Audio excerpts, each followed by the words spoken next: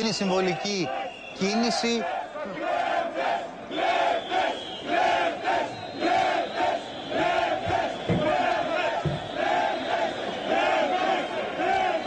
Σκληρή εικόνα.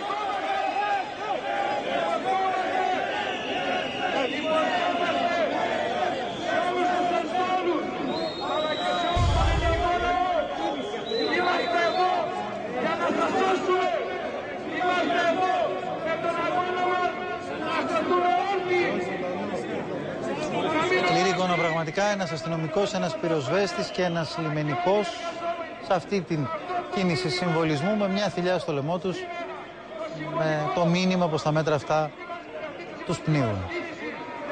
Γιώργο. Είναι ο Γιώργος ο κρατημένος εκεί, ξέρω δεν με ακούει εύκολα. Ναι, Νικό, τώρα βλέπουμε, έχει εξελιχθεί αυτό. Έχουν περάσει τις κρεμάλες τους λαιμούς τους και οι τρεις άνδρες και από τα τρία σώματα ασφαλείας. Είναι μια συμβολική κίνηση. Αυτό που λέγαμε και νωρίτερα, ουσιαστικά λένε ότι με τα μέτρα αυτά, με τις νέες μειώσεις και προοπτικές των οικονομικών, οδηγούνται στην κρεμάλα τα σώματα ασφαλείας.